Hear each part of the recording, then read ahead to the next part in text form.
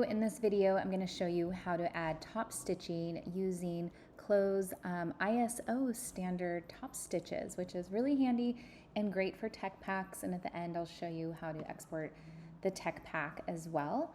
Okay, so we want to get into our top stitching tool, which is, this is actually the editing one because there's a little white arrow.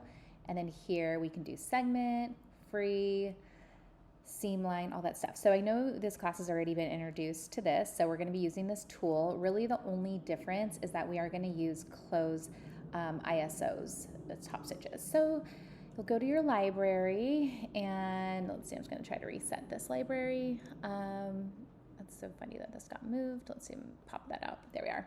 Okay, and we're going to go down to trim and we're going to go down to top stitch. Okay, and you can see now CLO3 has ISO top stitches, which is pretty cool. So for our t-shirt, we are going to use a cover stitch, and we're also going to use a 4-thread overedge stitch as well. So here is our 2-needle cover stitch. I'm going to double click it to add it into our object browser. See, it's been added. So I can say okay. And now I'm going to look for, let's see, here's the 4-thread overedge stitch. So ISO 514. Double click that guy, and he's also in the library too. But you can see there's other stitches available as well, which is really neat. So I'm going to X that out. Okay, and then by now you guys should know actually how to apply them, but I'm going to show you a couple tricks. A lot of times at the cover stitch, we have part of the cover stitch being on the shirt and part being on the rib. So let me show you how to do that. I'm going to get our tool. I guess I'll do segment. I'm going to make sure I have the cover stitch one selected. I'll click here and I'll click here.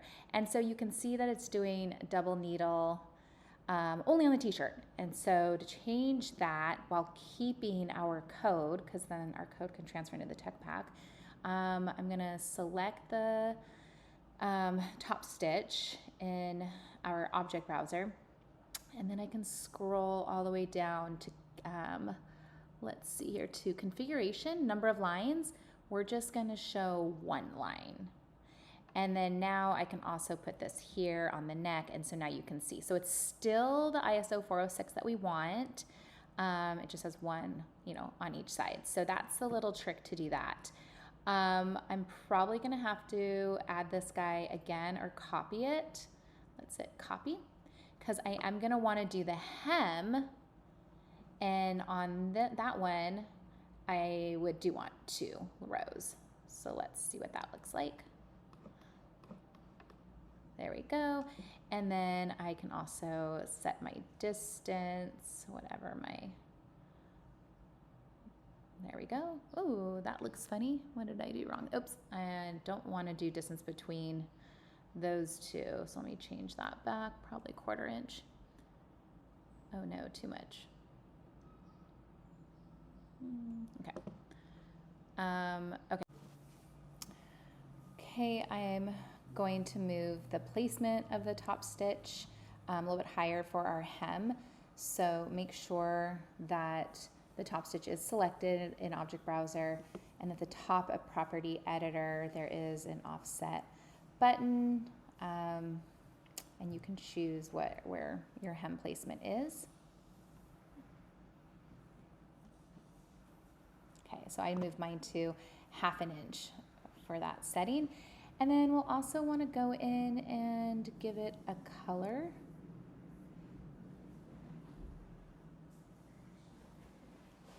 So right now there's no color assigned. I'm actually going to change it to be a contrast color. I think I actually am going to consciously choose white. So I know it looks white, but it wasn't set as white. So I'm going to say apply and close. Now you can see there is white there as well. Okay, so we'll do that to the back neck as well and the back side of the shirt as well. But the last thing I want to show you is you can add some stitches for the seams. So here I did download the 4-thread overedge stitch, and that's what I want to use to sew the front to the back. And I just want it to appear in my tech pack, but I don't want to see it on my garment though, is the only thing. So hold on, I am under render. I'm just going to turn off, oops, let me turn that, click.